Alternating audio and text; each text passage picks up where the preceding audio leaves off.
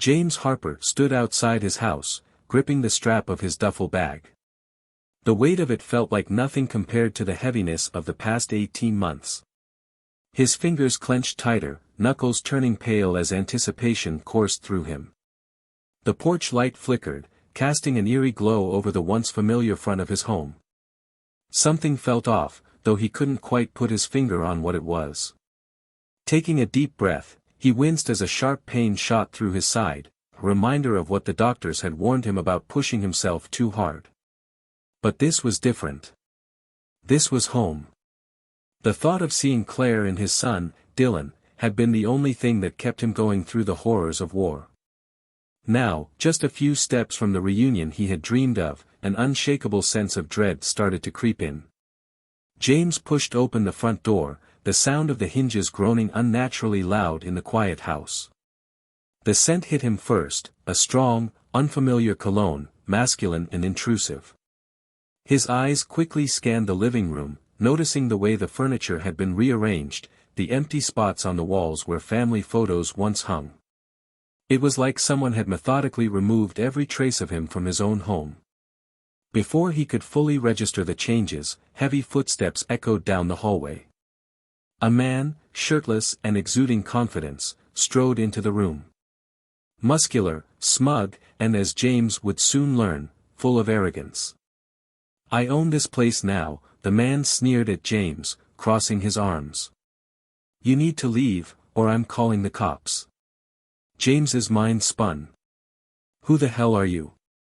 he demanded, his voice hoarse with disbelief. The sound of bare feet padding across the hardwood floors caught James's attention. Claire appeared from the back of the house, wrapped in a silk robe. Her eyes widened for just a brief second, but her face quickly settled into an expression of cold indifference. "Oh, you're home early," she said, her voice flat, without a trace of warmth. "Listen, James, you need to go." "He's right. You don't live here anymore. If you don't leave, I'll call the cops for trespassing." The betrayal hit like a punch to the gut, but James's thoughts immediately turned to his son. "Where's Dylan? Tell him I'm home." For a moment, Claire's expression softened, a flicker of the woman he once knew showing through. But just as quickly, it disappeared. "Dylan's gone," she said quietly. "He got into some trouble and left town. He's been gone for months, James. I don't know where he is." The news knocked the breath out of him. James stood there, staring at Claire and this stranger, taking in the full weight of their betrayal. The smugness radiating from this new man, the cold distance in Claire's eyes. It was enough to drive any man into a rage. But James, trained to think clearly under pressure, remained calm on the outside. Without a word, he turned and walked out of the house. The door clicked shut behind him, the sound final and deafening. James drove aimlessly, each mile stretching longer and feeling heavier. The hurt gnawed at him, a deep ache that threatened to swallow him whole. Eventually, he found himself parked outside a rundown bar on the edge of town, a place he knew well, one where returning soldiers often went to drown their pain. He walked inside, the dim light swallowing him up as he took a seat at the bar. James stared blankly at the muted television above, sipping a beer he couldn't even taste. The numbness in his chest started to fade, slowly giving way to a simmering anger. His home had been stolen, his wife had betrayed him, and his son was missing. But even as the rage brewed, his training kept him from acting recklessly. He needed to think. He needed a plan. "James? James Harper, is that you?" A familiar gravelly voice pulled him from his thoughts. James turned to see Tom, an old soldier he'd served with, his face lined with age and concern. Tom slid into the seat next to him, signaling the bartender for 2 more beers. "What's eating you, brother?" Tom asked, his voice low, filled with the understanding only a fellow soldier could have. James hesitated, but only for a second. The floodgates opened, and he told Tom everything. The betrayal, Dylan's disappearance, the overwhelming sense of loss. Tom listened silently, his face growing harder with each revelation. "You've been played, brother," Tom said finally, his voice rough and serious. "But if Dylan's gone, this isn't just an affair. Something bigger is happening. Let me help you find him." For the first time since stepping into his altered home, James felt a flicker of hope. "You'd really do that?" he asked, his voice carrying a mixture of disbelief and gratitude. Tom nodded, his eyes sharp with determination. "Of course I would. We've always looked out for each other. But listen, before you can deal with Claire and that bastard Eric, you need to make sure Dylan is safe. Your son's disappearance is a puzzle, and we're going to piece it together." As Tom laid out a plan, James realized he had a new mission ahead of him. Tom would dig into Dylan's whereabouts, while James concentrated on taking control of his life again. The anger still simmered deep within, but now it had a purpose, a direction. "Remember," Tom said, gripping James's shoulder firmly. "Claire and Eric, they've underestimated you. Now, you've got to play the long game. You've survived war zones, James. You'll get through this too." James nodded, his jaw setting with newfound resolve. He had a purpose again, a fight he was ready for. This time, no one would catch him off guard. The next morning, James returned to the house, his expression calm, unreadable. This time, he wasn't coming back as the shattered man they thought they had beaten. He was coming to take back what was his. Eric answered the door once more, but his smirk wavered slightly at the sight of James's composed demeanor. "What's the matter? Didn't you get it the first time?" Eric sneered. "I own this place now." James's voice was low and measured, but laced with menace. "You've got until tonight to get out. You don't want me to come back." Claire appeared behind Eric, shifting tactics as she tried to sound reasonable. "Let's not make this ugly, James. We can settle this peacefully. Split things up clean. You can take some cash and we'll all move on." But James's steely gaze gave her all the answers she needed. There would be no negotiation. "This is my house," he said, his tone leaving no room for argument. "You've got until sundown to pack up and get out. After that, there won't be any more talking. I'll come for what's mine." The coldness in his voice rattled Claire, but she quickly hid her fear behind a mask of false bravado. James turned and walked away, leaving them to stew in the ultimatum he'd handed down. He met Tom at a small cafe nearby, where the older man was already waiting with new information. "I've got some leads on Dylan," Tom said quietly, his voice grave. "It's not good, James. He got mixed up with a local gang. Bad crew that pulled him in while you were deployed." James's fists clenched beneath the table. "How? Why?" Tom's expression darkened. "That's the worst part. Seems like Claire's been dipping into your savings to fund her new life with Eric. Dylan, he was forced to find other ways to get by." The betrayal cut even deeper than James had imagined. Now, he realized he had two battles to fight, saving his son and taking down Claire and Eric. As the weight of the situation sank in, James's resolve grew stronger. He'd faced worse odds before. This was just another fight, and he had every intention of winning it. The sun dipped low in the sky, casting the neighborhood in shades of orange and purple. James Harper stood across the street from his house, muscles taut with anticipation as the evening settled in. The time for warnings had passed. He crossed the street with deliberate strides, each step bringing him closer to the confrontation he had known was coming. Claire and Eric had foolishly ignored his ultimatum, perhaps believing that his calm exterior had been a sign of weakness. They were about to realize just how wrong they were. James didn't bother knocking. He turned the knob and found the door unlocked. As he stepped inside, the same sickening scent of Eric's cologne hit him again, turning his stomach. From the living room, Eric's voice rang out, cocky and taunting. Well, look who's back. The washed-up soldier boy. James followed the sound of his voice, his footsteps echoing down the hallway. He found Eric sprawled out on the couch, his feet propped up on the coffee table, smirking at James like he didn't have a care in the world. "You're not getting anything, old man," Eric sneered, rising to his feet. He squared his broad shoulders, clearly hoping his muscular frame would intimidate James. "This isn't your house anymore. Why don't you just crawl back to whatever hole you came from?" But James, hardened by battle and betrayal, didn't flinch. There was no fear in his eyes. James's eyes, cold and calculating, never left Eric's face. In that moment, something shifted in James's expression, a flicker of danger that made Eric falter. That split second of hesitation was all James needed. His move was swift and precise. Before Eric could react, James's fist connected with his jaw, a single, powerful strike fueled by months of pent-up rage and betrayal. The crack of bone meeting bone echoed through the room. Eric crumpled to the floor, his eyes wide with shock and pain. Blood trickled from the corner of his mouth as he struggled to grasp what had just happened. The cocky mask he'd worn shattered instantly, revealing the coward beneath. A scream sliced through the air. Claire stood in the doorway, her face frozen in horror as she took in the scene. Her eyes darted between James, standing tall and unflinching, and Eric, groaning on the floor. "What have you done?" she shrieked, fumbling for her phone. "I'm calling the police.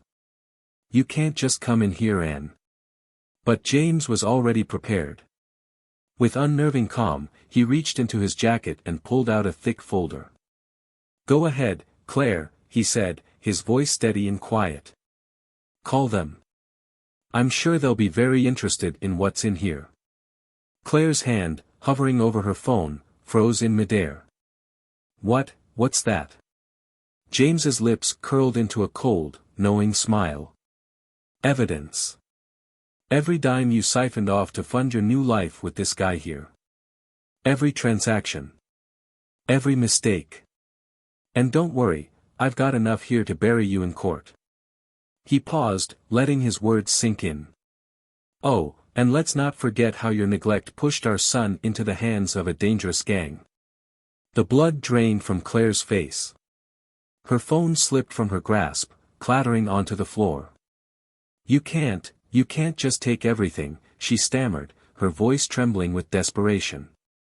But James had no interest in her tears or apologies. He had offered her a peaceful way out, and she had thrown it away. Now, she and Eric would pay the price for their actions. "You made your bed," he said coldly, his voice devoid of any emotion. "Now lie in it."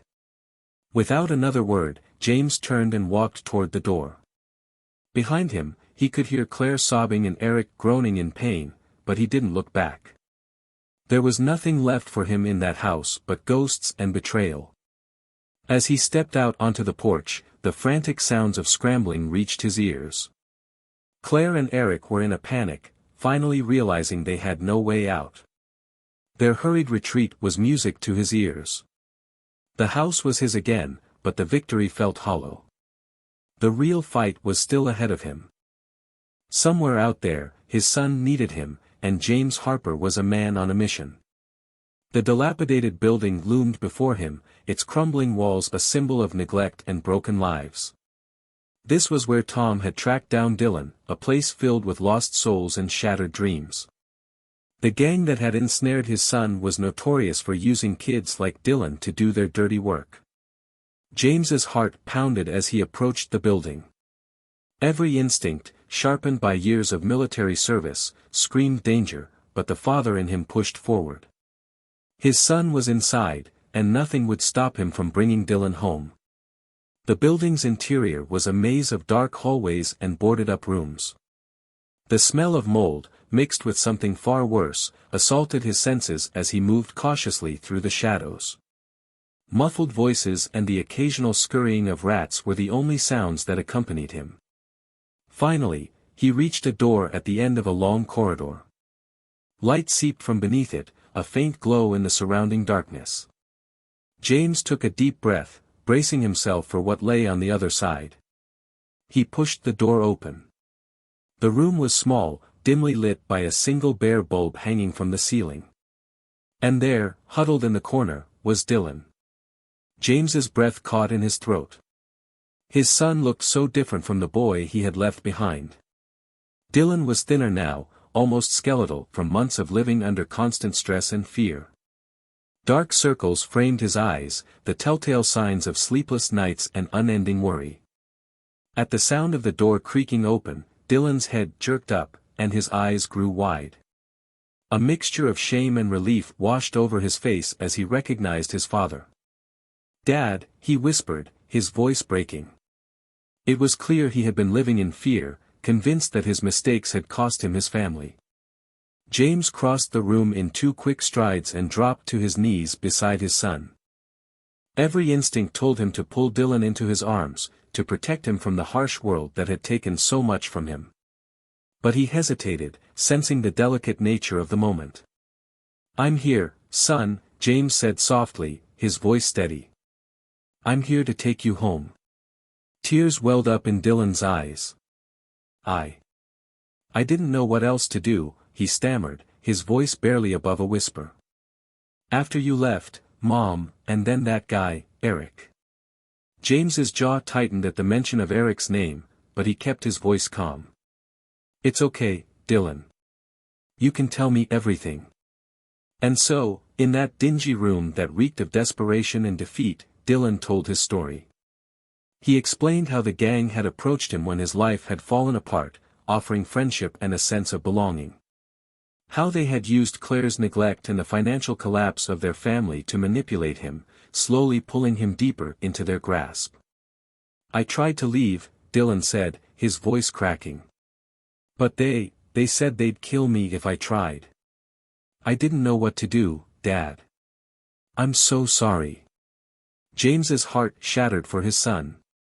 Dylan had been carrying this weight all alone, believing he had no one to turn to. In that moment, James's resolve solidified. This wasn't just about him anymore, this was about fighting for his son's future. "Listen to me, Dylan," James said, his voice firm but reassuring. "None of this is your fault. We're going to get you out of this mess, no matter what it takes. Do you hear me? We're in this together now." Dylan looked up at his father, a glimmer of hope finally breaking through the fear in his eyes. "Really? You don't hate me?" James pulled his son into a tight embrace. "I could never hate you, Dylan. You're my son. And we're family. Family sticks together, no matter what." As he held Dylan close, James's mind was already racing. He knew they couldn't count on the police to solve this quickly. The gang's influence ran too deep in the area for that. No, this was something he would have to take care of himself. His military training would be put to use again, but this time the battlefield was much closer to home. The enemy wasn't some nameless threat in a far-off country, it was a gang of predators who had dared to take his son. James Harper had faced terrorists and warlords. He had survived ambushes and firefights. Now, he would use every skill at his disposal to dismantle this gang and keep his son safe. As they left the rundown building, Dylan leaned heavily on his father for support. James's eyes scanned the darkened streets, his instincts on high alert. He knew the gang wouldn't let Dylan go without a fight, but they had no idea what they were up against. A soldier. A father. A man with nothing left to lose and everything to protect. The war had come home, and James Harper was more than ready for battle. The alley was cloaked in darkness, with the faint glow from a single street lamp doing little to pierce the gloom. James and Tom stood hidden in the shadows, their bodies taut with anticipation. The trap had been set, and now all that was left to do was wait. Dylan had reluctantly agreed to be the bait, contacting the gang to arrange a meeting. The gang, thinking Dylan was finally coming to settle his debt, had no idea they were walking into an ambush. Tom glanced over at James, noting the steely resolve etched on his friend's face. "You sure about this?" he whispered. "We could still call in some backup." James shook his head firmly. We do this ourselves. If we involve anyone else, we risk tipping them off, and they'll slip away. It ends tonight. The sound of approaching footsteps cut their conversation short. James's hand instinctively went to the small of his back, where his service pistol was holstered. He hoped it wouldn't come to that, but he was prepared for whatever might happen. Four men rounded the corner, their cocky strides betraying their overconfidence. The leader, a heavily tattooed guy with a shaved head, sneered when he spotted Dylan standing alone in the dim light of the street lamp. Well, look who decided to show up, the leader drawled, his voice dripping with malice. Thought you could run from us, didn't you, Dylan? Time to pay up, boy. Dylan's eyes flicked nervously toward the shadows where his father waited. The gang leader noticed the glance, confusion clouding his face for a moment. That second of hesitation was all James needed. He and Tom exploded from their hiding place, moving with the practiced precision of seasoned soldiers. Before the gang had a chance to react, James had the leader pinned against the wall, his forearm pressing hard against the man's throat. Tom moved just as quickly, disarming the other gang members before they could even think about drawing their weapons. Years of military training had sharpened their instincts, and the gang was hopelessly outmatched. Listen carefully, James growled, his face inches from the leader's. Your little operation is done. You're going to leave my son alone. You're going to stay away from this neighborhood. And if I hear so much as a whisper of you or your crew coming near Dylan again, what happens next will make this look like child's play. Got it? The leader's eyes bulged, a mix of fear and anger swirling in his gaze. He tried to speak, but James's arm pressed too tightly against his windpipe. James loosened his grip just enough for the man to catch his breath. I said, do you understand? You can't do this, the leader rasped, wheezing as he tried to regain control. You have no idea who you're messing with. We've got connections. We have. James's laugh was cold, without an ounce of humor. Connections? Let me tell you about connections. He nodded to Tom, who pulled a thick envelope from his jacket. In this envelope, James continued, is every single piece of evidence that ties you to your criminal activities, drug deals, extortion, recruiting minors. All of it. And my friend here has some very interesting friends in law enforcement. One call from us, and this envelope lands on the desk of every federal agency you can imagine. The gang leader's face went pale as the weight of his situation hit him. His eyes flicked to his crew, but they were just as subdued, with Tom standing guard, his icy stare keeping them in line. So here's how this is going to go, James said, his voice low and dangerous. You're going to turn around and walk away. You're going to forget Dylan ever existed. And you're going to find yourself a new neighborhood to terrorize, preferably one far, far from here. Because if I ever see you or your boys around here again, I won't be this nice. James released his grip on the leader, stepping back as the man coughed and gasped for air, rubbing his throat. This isn't over, the leader sputtered, though the threat in his voice lacked any real bite. James's eyes narrowed. Oh, I think it is. Unless you want to find out what a couple of angry veterans can do before the cops show up.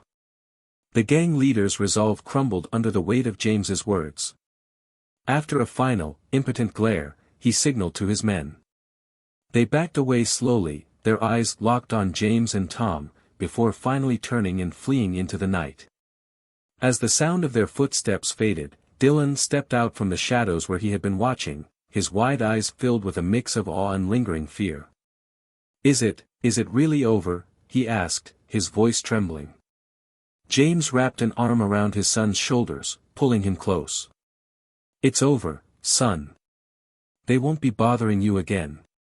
Tom approached, clapping James on the back. Nice work, brother. Remind me never to get on your bad side. James managed a small smile, the adrenaline from the confrontation slowly fading. I couldn't have done it without you, Tom. Thanks for having my back. As they walked out of the alley, James felt a weight lift from his shoulders. The gang's hold over Dylan was broken. His son was safe. For the first time in what felt like years, James truly felt like he had come home. But as they stepped onto the street, the city lights twinkling in the distance, James knew that their journey was far from over. They had won this battle, but the war, the fight to rebuild their lives and their family, was just beginning. Dylan leaned against his father, exhaustion and relief evident in every movement. James tightened his arm around his son's shoulders, a fierce protectiveness welling up inside him. They had a long road ahead, but they would face it together. Father and son, ready to take on whatever challenges lay ahead. As they made their way back to their real home, James allowed himself a moment of quiet satisfaction. He had reclaimed his house, rescued his son, and put an end to the immediate threat. But even as he savored the victory, a part of him remained on high alert. Amanda and Eric were still out there, and James knew the battles with them were far from over. For now, though, he had his son back. They were safe. And that was enough. The rest could wait until tomorrow. The courthouse loomed before James, its stone facade a silent witness to countless battles fought within its walls. This would be his battlefield now, a war of words and evidence instead of bullets and blood. But James Harper was no stranger to war. He straightened his tie, the gesture feeling foreign after months of wearing combat fatigues. Beside him, Dylan fidgeted nervously, his eyes darting around as they stood on the crowded courthouse steps. James placed a reassuring hand on his son's shoulder. "It's going to be okay," he said softly. "We're in this together." Dylan nodded, but the tension in his posture didn't ease. The boy had been through hell, and now he was about to relive it all in front of a room full of strangers. James's jaw clenched at the thought, but he forced himself to push the anger down. He needed a clear head for what was about to unfold. As they climbed the steps, James spotted Amanda and Eric. His soon-to-be ex-wife was dressed in a tailored suit, her hair and makeup flawless. She looked every bit the part of the wronged spouse, a facade James knew was as fake as the vows she had made. Eric stood slightly behind her, his usual cocky smirk noticeably absent. The bruise on his jaw had faded, but both men still remembered the moment James's fist had connected with it. For a brief moment, Amanda's eyes met James's, and he caught a flicker of something, fear? Regret, before her mask of indifference slid back into place. She whispered something to her lawyer, a weasel-faced man in an expensive suit, before disappearing into the courthouse. Inside the courtroom, a low murmur filled the air. James recognized several familiar faces, neighbors, old friends, and even some of Dylan's teachers. Word about the Harper family's troubles had spread quickly, and it seemed like the whole town had shown up to witness the unfolding drama. As the judge entered and the session began, James braced himself for the battle ahead. Amanda's lawyer wasted no time trying to paint James as the villain. "Your Honor," he began, his voice dripping with false concern, "my client, Mrs. Harper, has suffered tremendously at the hands of her husband, a man who abandoned his family for months at a time and returned from war a changed man, unstable and prone to violence." James's own lawyer, Sarah, a sharp-eyed woman with a commanding presence, had warned him this would happen. They were trying to twist his military service, using his sacrifice as a weapon against him. He kept his face neutral, though inside, his blood was boiling. "We are seeking half of all marital assets," Amanda's lawyer continued, "including the family home and Mr. Harper's military pension. Additionally, we believe Mr. Harper to be an unfit father due to his prolonged absences and recent violent behavior, which make him a danger to young Dylan." At this, Dylan stiffened in his seat beside James, ready to speak out, but James gently squeezed his arm, urging him to remain silent. Their moment to respond would come soon enough.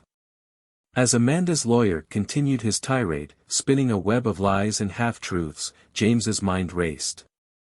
He thought about the long nights overseas, the brothers he had lost, and the scars, both physical and emotional, that he carried. Every hardship he had endured had been for one reason, to come home to his family. And this was the thanks he got for his sacrifice. But even as his anger threatened to take control, James reminded himself of his training. Stay calm under fire. Assess the situation. Plan your next move. When it was finally their turn, Sarah stood, her posture exuding confidence. Your Honor, she began, her voice clear and unwavering, the portrayal put forth by the opposition is not only misleading, but it's also an insult to every service member who has fought for this country. She held up a thick folder, the same one James had used when he confronted Amanda and Eric in their home. In this folder, I have documented proof of Mrs. Harper's infidelity, her reckless financial behavior, and her neglect of their son during Mr. Harper's deployment. As Sarah laid out the evidence, James kept his eyes on the judge. The older man maintained a neutral expression, but James noticed a slight narrowing of his eyes as particularly damning details were revealed. Furthermore, Sarah continued, we have a statement from Dylan Harper regarding the events that led him to join a local gang, circumstances directly linked to Mrs. Harper's neglect and her prioritization of her affair over her son's well-being. At this, every eye in the room turned toward Dylan. The boy hesitated under the weight of their stares, but James gave him an encouraging nod. Taking a deep breath, Dylan stood, his voice shaky at first but growing steadier with each word. My mom, she wasn't there, Dylan said, his words cutting through the silence in the room. When my dad was gone, she was always out with Eric. There was never food in the house, no money for school stuff. The gang, they said they could help me, that they'd be my family. I didn't know what else to do. James's heart ached for his son, but at the same time, he felt a surge of pride at Dylan's courage. He risked a glance at Amanda and saw her carefully composed facade start to crack. Tears welled in her eyes, her mask of indifference slipping away. Whether those tears were real or just another performance, James couldn't say for sure. As Dylan took his seat again, Sarah rose to give her closing argument. Your Honor, she began, her voice clear and confident, James Harper is not only a decorated soldier but a devoted father who has gone to extraordinary lengths to save his son from a dangerous situation, a situation brought about by Mrs. Harper's own selfish choices. We ask this court to acknowledge Mr. Harper's rights as a father and the sacrifices he's made for his family, and to rule in his favor. With that, the first day of the trial came to an end. As they left the courthouse, James felt a mixture of exhaustion and cautious hope. The fight was far from over, but they had made a strong first impression. You did great in there, son, James said to Dylan as they headed to the car. I'm proud of you. Dylan managed a small, relieved smile, the weight on his shoulders seeming a little lighter. Thanks, Dad. Do you think we're going to win? James glanced back at the courthouse, his expression resolute. I don't know, Dylan, but I'll tell you this, I'm not giving up. Not on you, not on our home, not on any of this. We'll fight this to the end. As they drove home, James's mind was already working through their next steps. Amanda and Eric had shown their cards, and now he had a clearer picture of what he was up against. The war was far from over, but James Harper had never backed down from a battle he couldn't afford to lose. And he wasn't about to start now. The trial dragged on, each day revealing new arguments and confrontations. But as the legal battle raged in the courtroom, another war was brewing outside its walls. Desperate to salvage his reputation, Eric launched a ruthless smear campaign against James. Gossip spread like wildfire, with whispers tarnishing James's name. I heard he came back from the war all messed up, one neighbor confided to another over the fence. Amanda was scared to death of him. That's why she left. Poor woman. The other neighbor clucked sympathetically. And their boy, no wonder he got mixed up with a bad crowd. Probably trying to escape his father's temper. The lies gained momentum, fueled by the town's love for gossip and Eric's relentless efforts to paint James as unstable and abusive. Soon, James found himself the subject of suspicious glances and hushed conversations that stopped abruptly whenever he entered a room. But James kept his cool, relying on the patience and discipline forged through years of high-pressure situations. He knew the truth would eventually come to light, but he wasn't going to stand by and let his reputation be destroyed. With quiet resolve, he began to collect statements from those who knew him best. Former military colleagues, neighbors who had watched his family for years, even Dylan's teachers, each willing to vouch for his character and dedication as a father. Sergeant Mike Donovan, James's former commanding officer, wrote one of the most compelling statements: "I've known James Harper for over a decade, both in peacetime and in war. He's one of the finest men I've ever had the honor of serving with. The idea that he would ever harm his family is not just untrue, it's an insult to everything he stands for." As these testimonies spread through the town, public opinion slowly began to shift. People started to see through the lies Eric had spun, recognizing the desperation behind his actions. Meanwhile, in the courtroom, Amanda was becoming more frantic by the day. The evidence against her continued to pile up, and she could feel her grip on the situation slipping. In a moment of panic-fueled desperation, she made a grave mistake. Late one night, Amanda approached Mrs. Jensen, Dylan's former math teacher, and one of the key witnesses for James's case. The two women met in a dimly lit parking lot, Amanda's eyes darting nervously as she handed an envelope to Mrs. Jensen. "I know James has asked you to testify," Amanda said, her voice barely above a whisper. "But I'm begging you, please don't. This is for your trouble. Just tell the court you don't remember things clearly. Please." Mrs. Jensen stared at the envelope in stunned silence, then looked back at Amanda's desperate expression. Without a word, she turned and walked away, leaving Amanda standing alone in the dark. The next morning, Mrs. Jensen went directly to the judge's chambers, the envelope still sealed in her hand. Her voice trembled as she recounted Amanda's attempt to bribe her, but her determination was unwavering. When news of the bribery attempt spread, it was as if a bomb had gone off in the courtroom. Amanda's credibility, already on shaky ground, collapsed completely. The carefully crafted image of the wronged wife shattered, revealing the manipulative and desperate person beneath. Sensing the shift, Eric tried to distance himself from Amanda, but it was too late. His own actions, the smear campaign against James, were now seen through a different lens. The same town that had been so quick to believe his lies now turned against him with equal enthusiasm. In court, James watched as Amanda faltered under cross-examination. Her lawyer, recognizing the futility of the situation, scrambled to salvage what little he could, but the damage was irreversible. As Amanda struggled to explain her actions, spinning weak excuses and transparent lies, James felt no sense of triumph, only a deep sadness for what their family had become. Sitting beside him, Dylan leaned in close. "Is it over, Dad?" he whispered. James placed an arm around his son's shoulders. "Almost, buddy. Almost." When the day's session ended, James stepped outside the courthouse to find a crowd gathered. But this time, there were no suspicious looks or whispered rumors. Instead, he was greeted with nods of support and encouraging words. "We're with you, James," called out Mr. Peterson, the old man raising his hand in salute. "Show them what a real man looks like." James nodded in acknowledgement, a deep sense of gratitude swelling inside him. The tide had turned, not just in the courtroom, but in the eyes of the town as well. Amanda and Eric's downfall was complete, their web of lies unraveled beyond repair. As James and Dylan drove home, James allowed himself to feel a small flicker of hope. The war wasn't over yet, but the victory was finally within reach.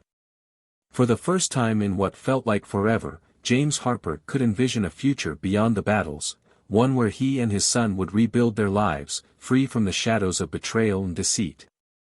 The final confrontation was approaching, and James was ready to claim the victory he had fought so hard to achieve. The courtroom was packed on the day of the final ruling. A thick tension filled the air, an undeniable sense of anticipation hanging over the crowd. James sat at the plaintiff's table, his posture straight and steady, his gaze fixed on the judge's empty chair. Beside him, Dylan fidgeted nervously, his eyes moving between his father and the front of the courtroom. Across the aisle, Amanda looked nothing like the composed woman who had first entered this battle. The confident persona she had worn was gone, replaced by a haggard, defeated figure. Dark circles rimmed her eyes, and her once immaculate appearance was now frayed and disheveled. Eric was nowhere to be seen, having fled town in the wake of the bribery scandal. As the bailiff called the court to order, James felt a wave of calm settle over him. This was it, the moment that months of pain, struggle, and endurance had led to. Whatever the outcome, James knew he had fought with everything he had. The judge, a stern-faced man with graying hair, took his seat and surveyed the courtroom. His gaze rested briefly on James, then on Amanda, before he cleared his throat and began. In the matter of Harper versus Harper, the judge announced, his voice cutting through the silence, this court has carefully reviewed all evidence presented and the testimony of all involved parties. James felt Dylan's hand slip into his, squeezing tightly. He returned the pressure, a silent exchange of reassurance between father and son. It is the finding of this court, the judge continued, that the plaintiff, James Harper, has provided compelling and substantial evidence of Mrs. Harper's infidelity, financial misconduct, and neglect of her parental duties. A murmur swept through the courtroom, but James remained still, his face composed, though his heart raced. Furthermore, the judge said, his voice growing firmer, the proven attempt to bribe a witness is a serious offense that this court cannot ignore. Amanda seemed to shrink in her seat, her lawyer resting a hand on her arm in a vain attempt to comfort her. Therefore, it is the ruling of this court that full custody of the minor, Dylan Harper, be awarded to his father, James Harper. Dylan's grip on James's hand tightened as a small gasp escaped him. James allowed himself a quiet smile, squeezing his son's hand in return. Additionally, the judge continued, Mr. Harper shall retain full ownership of the family home and all associated assets. Mrs. Harper's claim to Mr. Harper's military pension is denied. The judge paused, his gaze sweeping the room one final time. This court also recommends that the district attorney's office review the evidence of Mrs. Harper's financial misconduct and her attempt to bribe a witness for potential criminal charges. A stunned silence fell over the room, broken only by a choked sob from Amanda. James felt no joy in her distress, just a profound sense of relief that justice had been served. This court is adjourned, the judge declared, bringing his gavel down with a resounding crack. The room erupted into a flurry of conversation. James stood slowly, turning to embrace Dylan. It's over, son, he said softly. We did it. As they made their way out of the courtroom, James caught a glimpse of Amanda being led away by her lawyer. For a moment, their eyes met. In that fleeting instant, James saw the full weight of her choices crash down on her, the arrogance, the betrayal, the desperate attempts to hold on to a life built on lies. All of it had come to nothing. Amanda's eyes brimmed with tears as she was escorted through a side door, vanishing from James's life as quickly as she had thrown it into chaos. Outside, a small crowd had gathered. Word of the verdict had spread fast. As James and Dylan stepped out, they were greeted with applause and congratulatory words. You did it, James. Old Mrs. Peterson called out, her weathered face glowing with pride. You showed everyone what a real hero looks like. James nodded gratefully, feeling warmth rise within him. These were the people who had stood by him, who had seen through the lies and supported him through it all. Their unwavering faith had meant more than they could ever know. As the crowd dispersed, James and Dylan made their way to the car. The road ahead was clear now, no longer clouded by betrayal and uncertainty. What now, Dad? Dylan asked as they pulled away from the courthouse. James glanced at his son, seeing not the scared, lost boy he had rescued from a dangerous path, but a young man beginning to find his place in the world.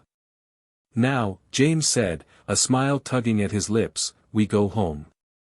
The drive was peaceful, both father and son lost in their own thoughts, as they pulled up to the house, their house, finally and forever.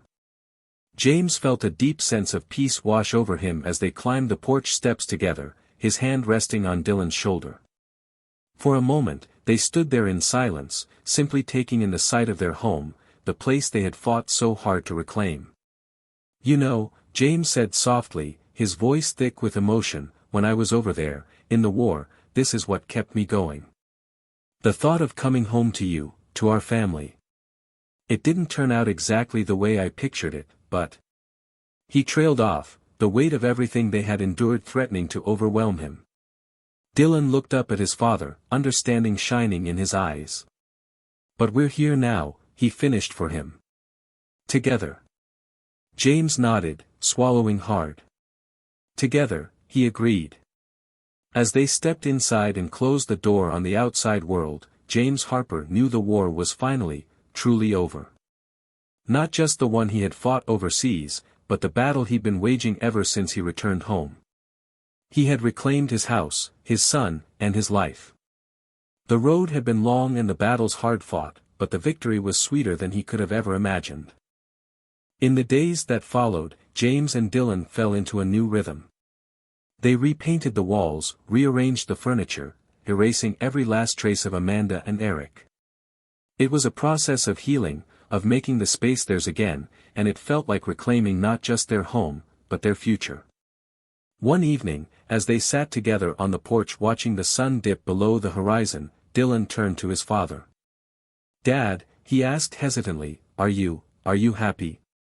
James considered the question, gazing out over the neighborhood he had once feared he'd lose. He thought about the struggles they had faced, the bonds that had been tested and ultimately strengthened. He thought about the future, once filled with uncertainty, now brimming with promise. Yeah, son, James said finally, a smile tugging at the corners of his mouth. I am. We've got each other. We've got our home. That's all I need to be happy. Dylan nodded, a matching smile lighting up his face.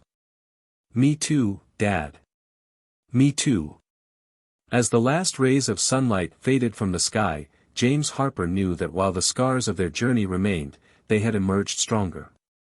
The war was over, and they had won, not just the battle for their home, but the battle for their lives. And that, James realized, was the greatest victory of all.